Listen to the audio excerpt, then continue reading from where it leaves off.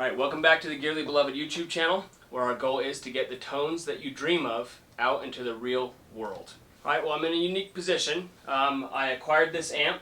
It's a Peavey Classic 50 between the years of 1976, 1977 from how we were able to date it via parts and then a couple of the identifying marks on the amplifier. I received this amp, non-working condition. I threw out an offer of 40 bucks because I knew I could at least salvage the cabinet and the speaker even if I had to completely junk the whole amp. I got super lucky. It turned out to be a tube issue and then one capacitor, $37 fix, and then a $60 set of tubes. And she's back up and running like she was day one. So now is my first chance with this amp to kind of dial in something that's familiar to me. Explore the tonal ranges of the amp, what it can do, and what is it going to inspire me to do over the next couple years as it's in my possession. I might end up not necessarily liking it, I might get rid of it, I might fall in love with it, but I don't know until I try. So I brought a rock guitar with me here, and then I'm lucky enough to have pick of the litter of any guitar that I want behind me. So we'll try a couple different types of guitars, some with single coils, some with humbuckers, on the hotter side, on the cleaner side, something that's my style, and then something that's going to get me out of the comfort zone so I get the opportunity that you don't have to always go out and spend the most money on a piece of gear to have it sound amazing. I want everybody to be able to access really good inspiring tones, even if you're on a budget. You know, the whole balling on a budget thing, this is totally balling on a budget in my opinion. I'm super excited to get this thing cranking and see how it sounds.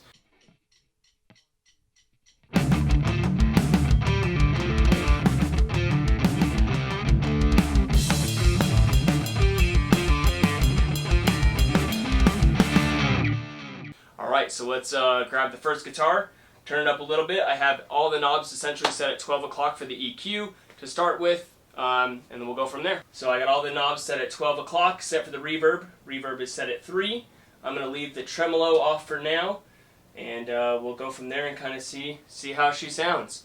Guitar for today, at least to start out with, this is a 1979 Ibanez AR-50, original DiMarzio pickups. Original pots. Pots are a little scratchy. I just need to clean them out, but it's good enough for the girls I go out with. It'll be just fine for this video. We'll just start clean tone first and see where that takes us.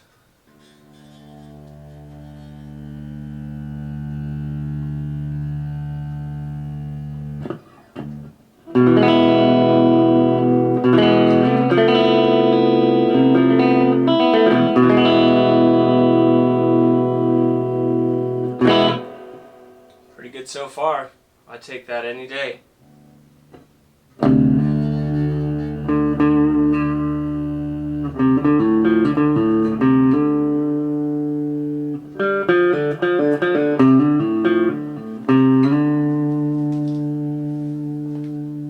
Just even now at a moderate volume, it's just edge of breakup.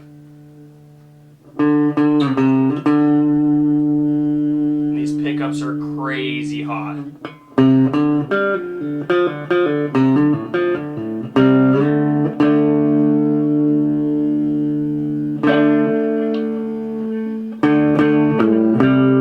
So, base your neck position.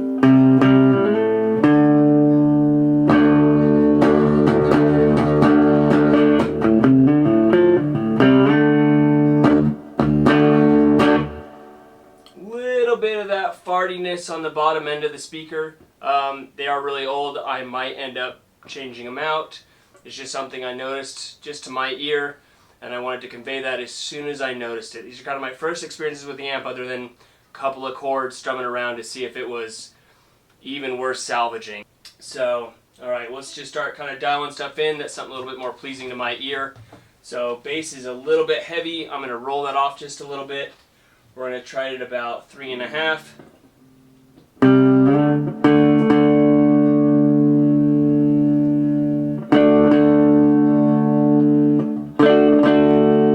Both pickups. Now I'm going to go to the bridge pickup.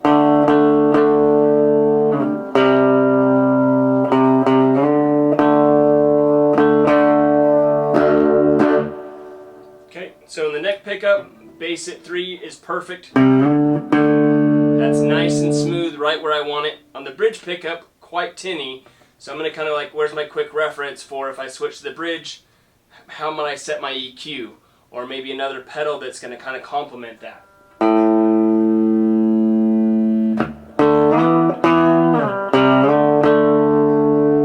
So it looks like about 6. So now I kind of know between 3 and 6 is where that bass knob is pretty much going to live, at least for this guitar. So I'm going to go back down to about 3.5, go back to the neck pickup. I prefer the neck pickup in this guitar. I'm not much of a heavy rocker, I'm more of kind of like a blues, funk rock guy. I guess it's the best way to put it for now. So I like a lot of mids, so I'm going to bring up the mids, see if that adds a little bit more texture, sharpness, and a little bit more attack to the sound. Guitar is a mid-range instrument. If you don't like the mids, I don't know why you're a guitar player. I know I'm going to piss off a lot of people with that statement, but you're a guitar player.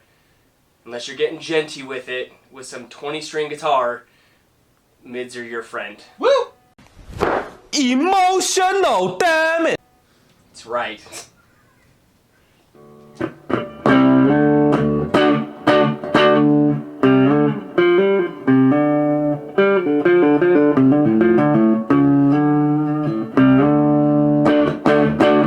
Yeah, adds a lot more snap, cleans up kind of some of that fartiness on the low end. So now I'm going to tweak with the treble. I generally roll off the treble. This amp is nowhere near as bright as I thought it was going to be. I thought it was just going to be piercy to the ear like most kind of bassmans back in the day, that really, really snappy highs. So let's go to treble. Obviously I'm in the neck pickup still.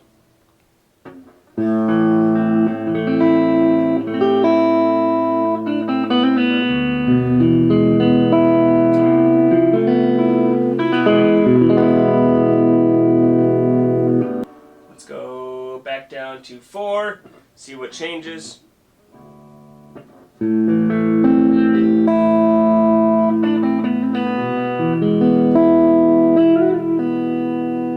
All the definition completely went out of that.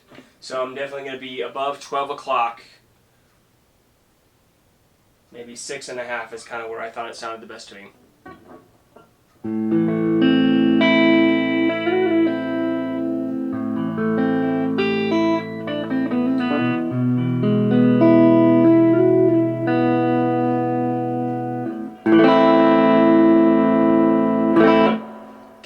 Now I know where the high range on the guitar is in relationship to the amp. So I'll just kind of go back to that main riff and kind of see how it sounds. Make sure I didn't introduce any noise or any unwanted overtones for kind of the main area that I'm going to play on the guitar, but I want to be able to have something clear. If I want to go up here, I want to make sure it still sounds balanced. It's one thing I'm really looking for in a lot of my amps. It needs to be balanced. If I can only take one amp with me, I want to make sure it covers multiple spectrums, at least as much as possible. I don't always have the luxury of having anything I want behind me, at least at my house. I do in the studio, but not everything when I'm at home.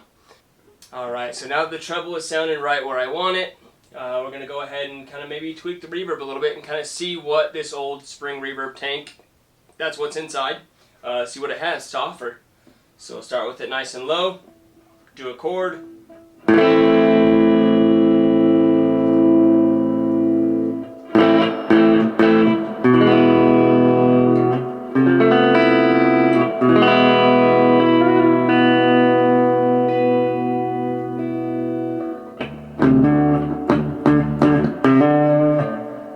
Oh, that's pretty drippy.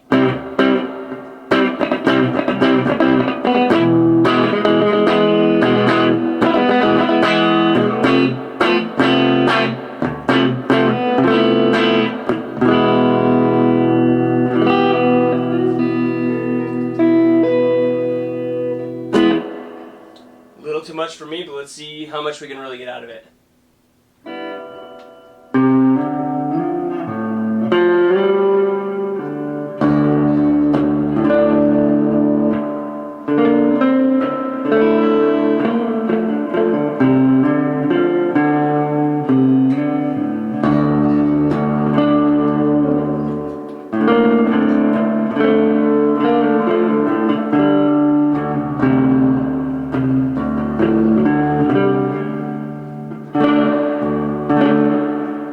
Yeah, super drippy.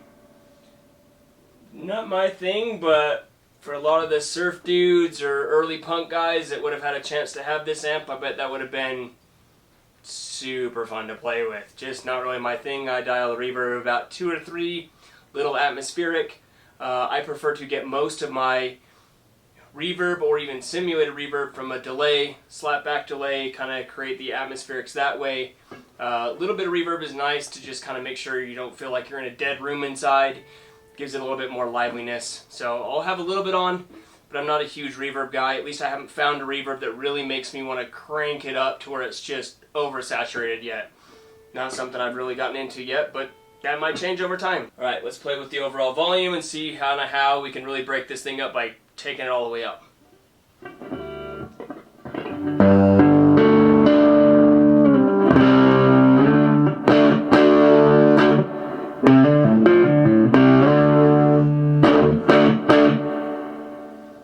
It actually breaks up a little bit more than I thought it was going to. That's pretty sweet.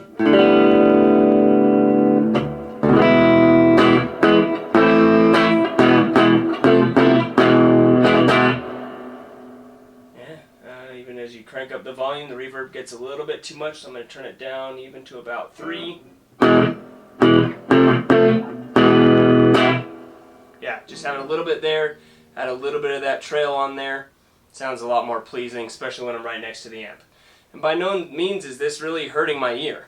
Like, I mean, it's got a good amount of volume, but it's not taxing. I don't feel like my ears are going to be ringing tomorrow, which I was kind of afraid of with a 410 amp like this. They tend to be really big, really punchy, really loud. That's actually quite manageable.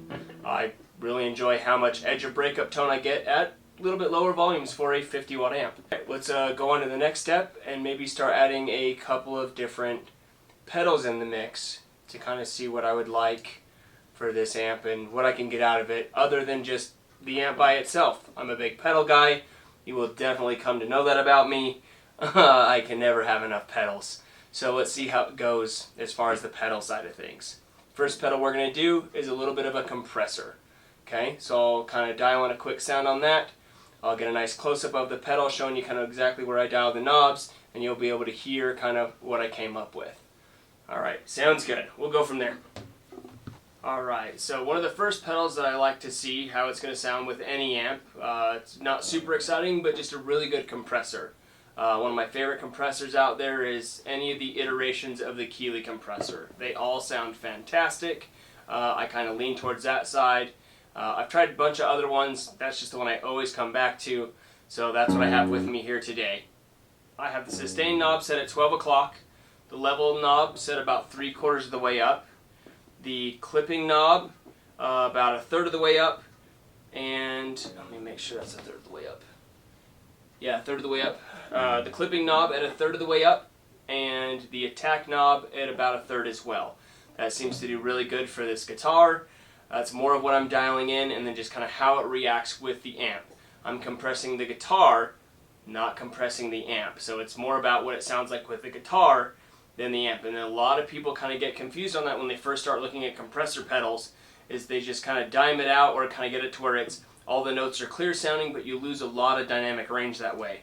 And dialing it for each specific guitar, it really helps adding in that little bit of touch sensitivity, and you maintain a little bit more of the dynamics than you might not otherwise have had.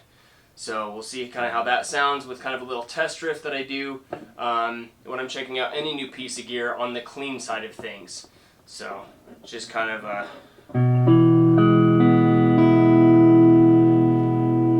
everything rings really clear. There's not one note softer or louder than the next. The compressor is doing exactly what it's supposed to do.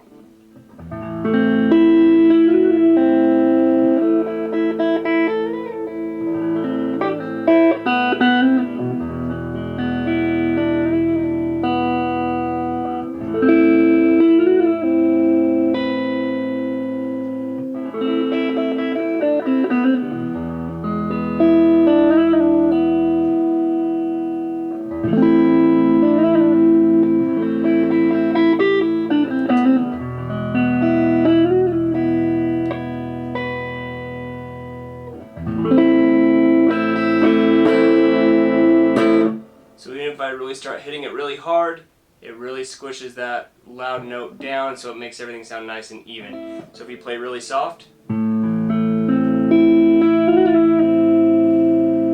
it sounds very open and very, very crisp still. And when I start to dig in,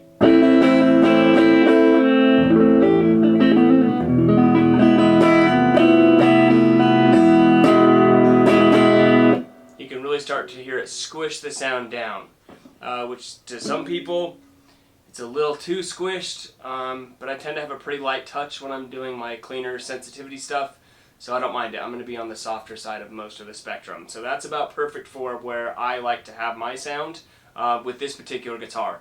And the amp is holding up quite well. I'm actually pretty impressed for the amount of money I'm into it, how much of an asset this is going to be.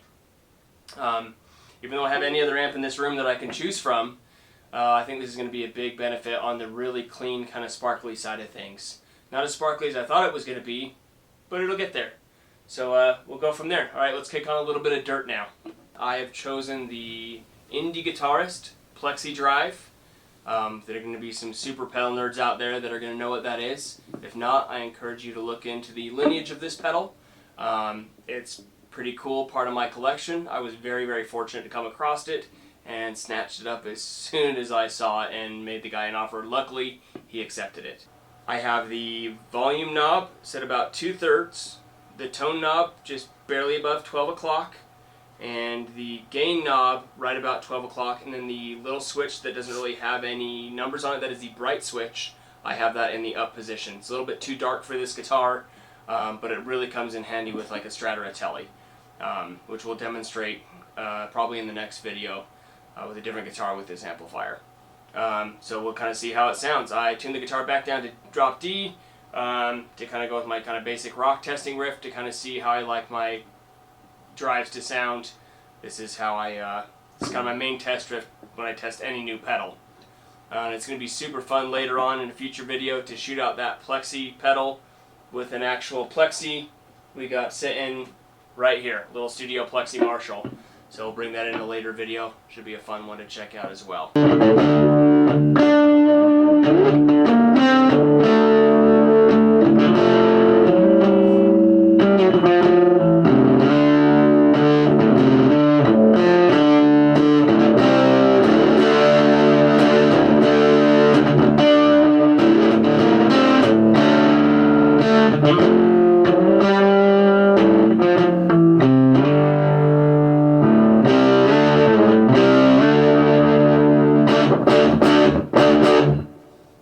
Definitely acceptable.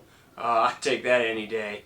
This is going to be a great little amp to add to the Dearly Beloved collection. Super happy I was able to get it up and running again. My next favorite effect that I do want to try it out through to see how it holds up when you start really stacking different overtones on top. Fastest way for me to do that is to bring in a delay pedal. I love delay. You will definitely get to know that about me. I'm a huge delay nerd. Love delay. Here with me I have my Damage Control Timeline pedal, the predecessor to the Strymon Timeline. Back when they were kind of getting started, they had a contract with Peavey to be a distributor. From what I understand, that kind of went south, so they kind of washed their hands of it and became Strymon. I'm sure somebody out there might know a little bit more, will correct me in the comments if I'm slightly off, but that's how I understand it. So I have an awesome Damage Control Timeline with me. We'll explore that next. I'll just kind of dial a basic delay setting that I enjoy. We'll go from there. So the mode I'm in is long delay mode. Over here you have time and repeats. Kind of see where those are set. Mix and grit. That's one of the coolest features of this, is the grit knob is kind of the tube preamp inside. It actually breaks it up like an old tube preamp. It gets really dirty on the extra delays. We'll do a more in-depth video on this later for this whole pedal, but just for now we'll just do a quick and dirty where it is filter and smear. That is your modulation blend on the top. Depth and speed is your modulation controls, as well as in tape mode you have multi-head, heads 1 and 2 that you can play with. And then filter and smear is where you can take those and blend it across all of your different parameters to kind of find the sweet spot. Kind of left that off for now. Left the modulation off. and then we'll just go with there with just a really nice crisp delay. Alright, now that I got all the delays set, let's see how it sounds, see how the overlays go, the repeats, if everything stays clear or it starts to become a muddy mess. I want a lot of clarity in the amps that I'm looking for. As far as the clean side, I want to do a lot of effects. I tend to run stereo, kind of a dirtier amp, a cleaner amp, and I really like to have the clean amp be really, really crisp when it comes to stacking delays or loops on top. Let's give it a whirl, see how it sounds.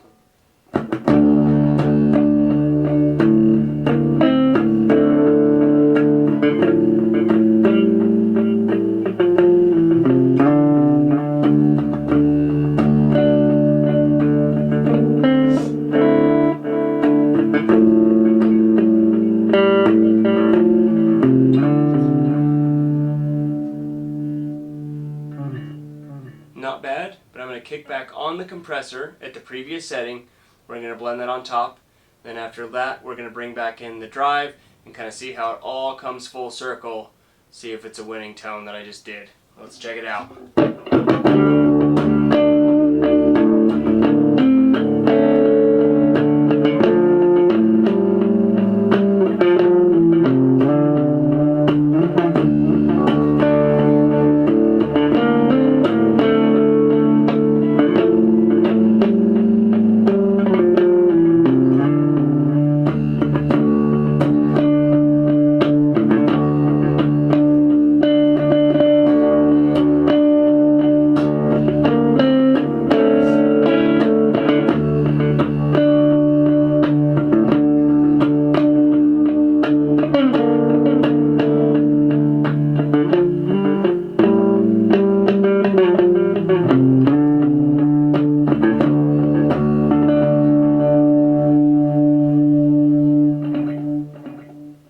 Fantastic. That sounds really good, really crisp.